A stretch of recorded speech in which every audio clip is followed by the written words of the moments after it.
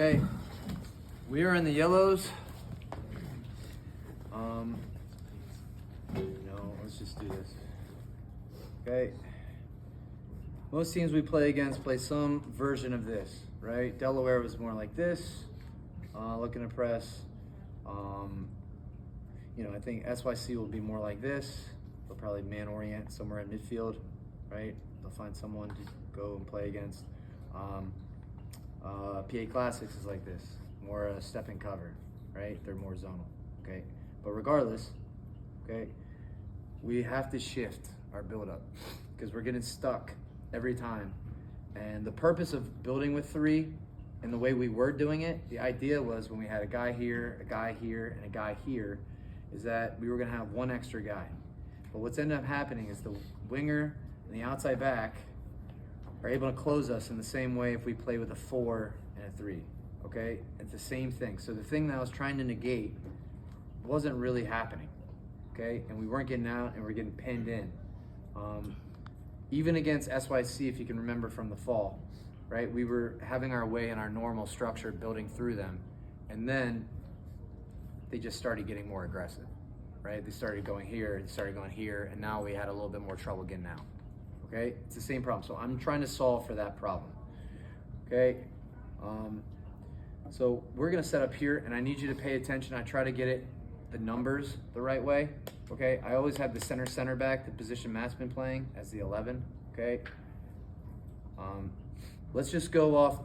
I'm just gonna give you names to give you a better context from the team that we had at Delaware start, okay? That way you can kind of see where the pieces are and how it will relate to you in the different positions you play and how it relates on the weekend, right? So what happens is, in our new build-up, our center backs need to come out this way. Now, what center backs? The right center back. It'd been Jacob Lindsay right here, okay? And Matt right here, okay? Isaiah, the 6, was sitting here. Would have been Noah's the 8 on this side, okay? The left player here is the left-sided center back, right? So it'd be Jacob Escobar in this space, okay? The goal is similar to what you saw in there, right? Here's your 4. It was actually harder in there because you had to break 2 guys. It's kind of different. You still have to break 2 guys, but instead of them being like this, like it was over there, right? Just in the playing, it looks more like this, right? Where Isaiah's man marked. You with me right now? All right. So, and I'll try to pull some clips. We had a similar way of building out last fall with the 16s for a stretch of time. Okay. So you guys, your first job is to get here. Let's start. I'll tell you where all the positions are. So this is our build-up shape. All right. Right center back, left center back. 8, 6, the 10. Okay, which would have been, let's just say it's Nico here, right? Diego was the 9, pretty much. We played with swap him, but let's just say Nico as a 10 would be in between a space. The 9, the start of the game was Diego. He would have been here. Left wing back, which was Ron, comes all the way here on the last line. This is the hardest job in the team right now because you have to get up here for possession and you have to work your ass back there. So there's a lot of space for you to run, okay? And Ada, the right winger, or the right 10, comes here, where the right wing back, Nati, comes in here. You guys with me right now, right? So center back, right center back, left center back. 6, 8, 10, left 10, right wing back, left wing back, 9, and right 10. You guys with me right now? Yeah. It's kind of weird. I grant you, right? It's weird. But why would I do this? First principle is it allows us to have more time. You saw it out there. You create time and space situations, right? Where the first goal of the buildup is just to break this guy. Just break him, right? So ball gets played from Batres to Jacob. Guy comes out, bang. The guy with time and space is Matt now, right? Now it creates that domino effect. But we create that domino effect, not even numbers in midfield now. We do it with 5 guys. So whatever team we play, they're not playing more than 3 in here. Okay? So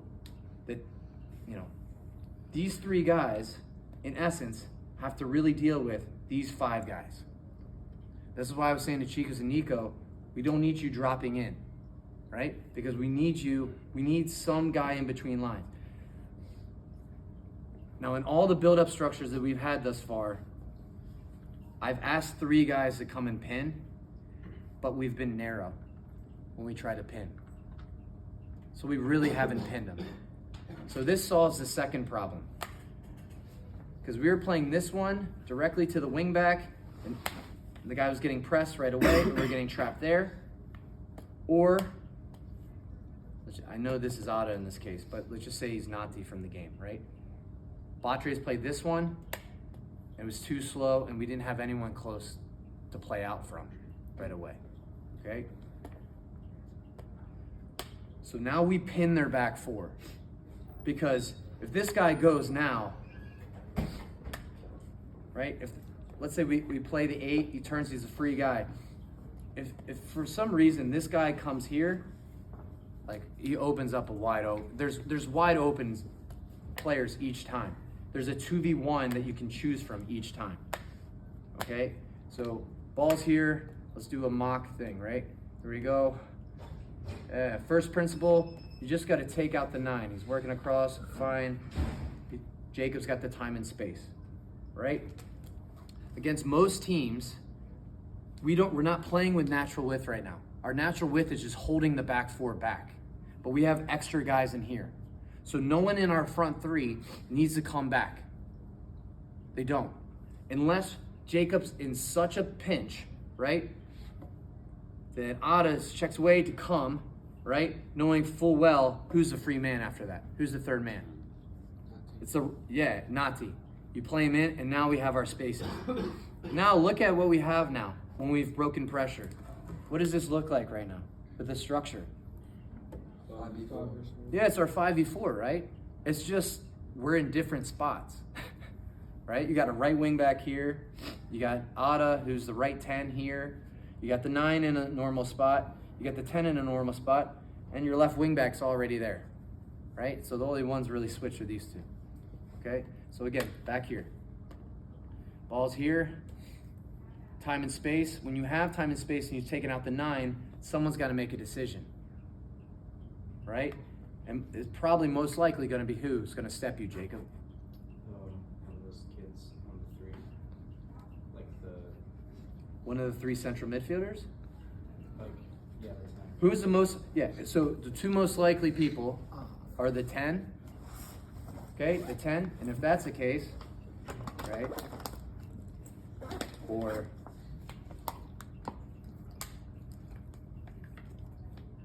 right, that's on, okay, or what's even more likely? The winger, right?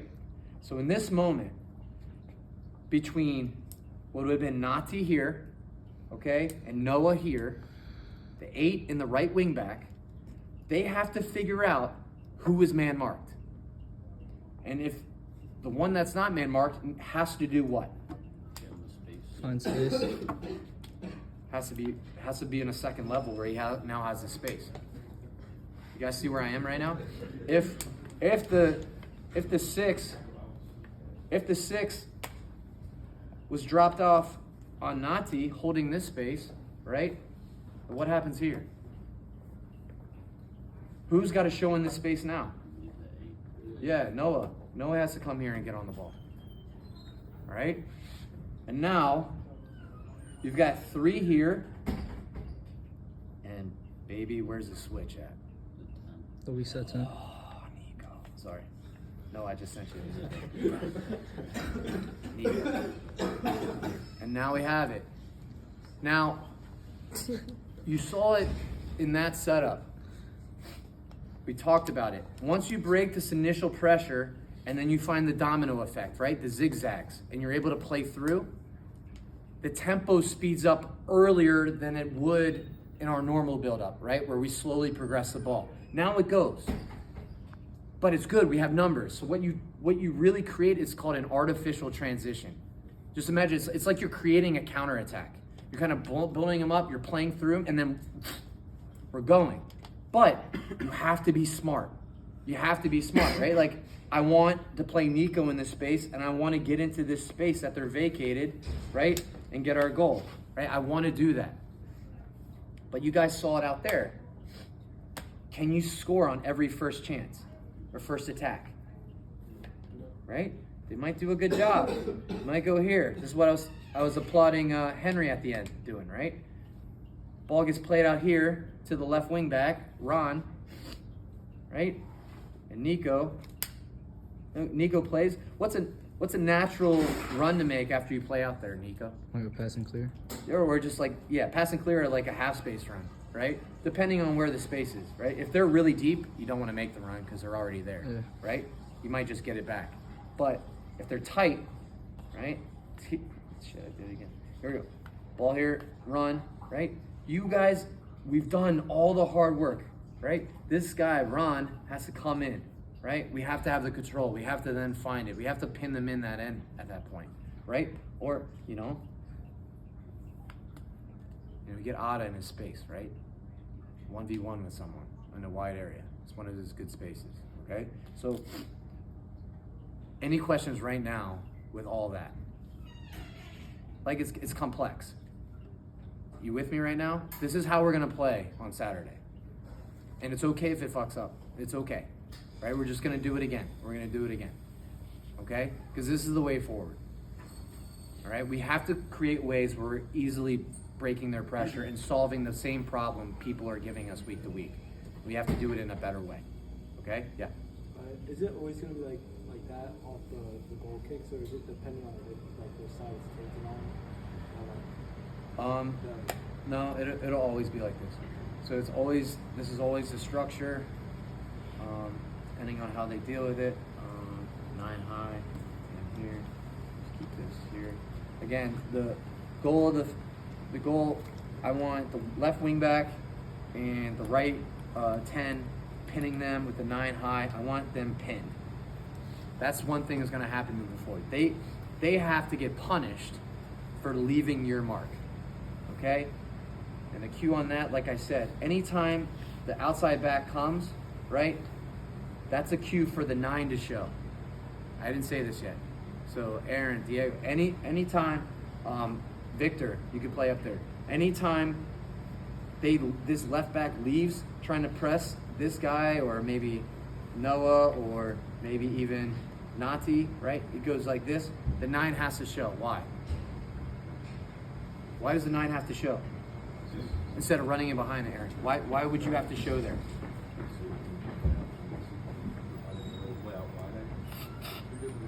Just play a third man with Otto, right? Because his man just left. So you show, and now we have this. I like that. You with me right now? Okay. So I want you to remember 3 things, and I'll say one final point at the end, okay? The first phase is just break the 9. Break the 9. Start almost on the end line with a bit of width. Center backs in this spot, right? You don't want to be so close that this guy comes out and we don't have the time and space that we need, right? To move the 9, okay? Connected Isaiah, try to play in 4, but it's a 4v2. You have to win the 4v2, okay? But once you progress with time and space, the next part is who pops wide, who's unmarked, who's the free man, okay? And then it just gives us another thing. If he overcompensates, bang, we can play through them. Our principles still apply, okay? But one of you has to be a wide option. You start a little bit more narrow. You stay a little higher. No moment. I'd like for these guys to stay in these spaces, right? Because if he gets it and goes, we have 2 guys, we have our 5 high right away. But sometimes that won't be the case, right? Sometimes it'll be Nati. It's equivalent. The right wing back getting it here and popping out. And I like this too, because their whole midfield's out of it, and now you're running at their back 4. Okay, so principle 1, 4v2, break their 9. You have to find time and space. Principle 2, when it's time, free man pop wide. Occupy the spaces, right? So same thing on the other side. So we break it out through Matt's side, right? Winger starts coming. It might make sense for Jacob to show here and Nico to show here, right? That way, anytime the center back has the ball and a winger comes, there needs to be two options, a wide option and a split option. That's not Isaiah, right? Because you guys are the free men. There's 5v3 in there at all times. So Matt's job is to either cleanly play the proper guy, right? Or he's got to do a hell of a job with Isaiah Batre supporting. Just split it and find the free guy on the other side. And we just tack again. You find the free space. So principle 1, break them down. Break the 9 in the 10. 4v2, win it. Find the time and space. Free man, pop wide. Everyone else be in a space to he's here. Right? So if he's occupied, bang. And we've broken the next line, change of pace. Third principle is like, once we break the line and we have an attack, we're already naturally in our shape, right? But let's say we have to settle on it, they get behind it. It's really now, I don't want this to be difficult. Like, you start to transform back into your normal shape, right? It's back into the 3-4-3. I don't care who occupies which space. I really don't. Like, let's say it gets recycled again and we're just higher now and it's a controlled attack. Yeah, then Jacob pops back into his left center back role. You come more central, Matt. Jacob's more on the right side where you would normally be. And we're here. And maybe it's Otto pops in and Nazi switches out, right? As long as those spaces are occupied. You with me right now? So there's fluidity. It's more principle based. But break their 9. Find the free man. Free man be available. 2 guys always available off the center back. Higher lines. There'll be more than 2, okay? Because we'll have guys in good positions and there'll always be 2 free men. And once you do, it's attack, right? Either go and attack, break the line, or hold it, be in the zone, and create and find the 2v1 later. But you just find the structure. Find the structure. Use the principles. You guys in one hour session, you kind of already understand what we're doing now. You with me? You all good? So you guys need to know, like, each of you could play 2 to 3 different roles, right? Isaac, you're new in the team. You got to know how to do this one, the center one. You need to know how to do the right center one. You need to know how to do the left center one. And all 3 of those ask for 3 different things, right? Okay? That's just an example. There could be a situation, right, where the profile of the player, let's say like Diego is playing the 10 role, right? And Ron is it might be both wing backs in these spaces now, you know, in the build. Just because, you know, I like Diego wide left, right? And it keeps our wing backs closer in the counter press, or closer to in transition to get back to our lines. This is going to be a hell of a job for the left wing back. Any questions? Just Ron's? Just Ron's one question? Yes. And for the cue for the 9 to check in is when the wing back stuff? Yeah, I want the 9s getting off the shoulder. I mean, you might see another moment. I don't want to, but the clear cue, you need to always, as a 9, right? Whoever's playing that position, anytime the outside back decides to leave his mark, the 7, Ada in this case, and decides the press here, you have to show so we can have this 3rd man action. Like the best chalk talk you've ever had, Lucas, right? Yeah. All right, guys.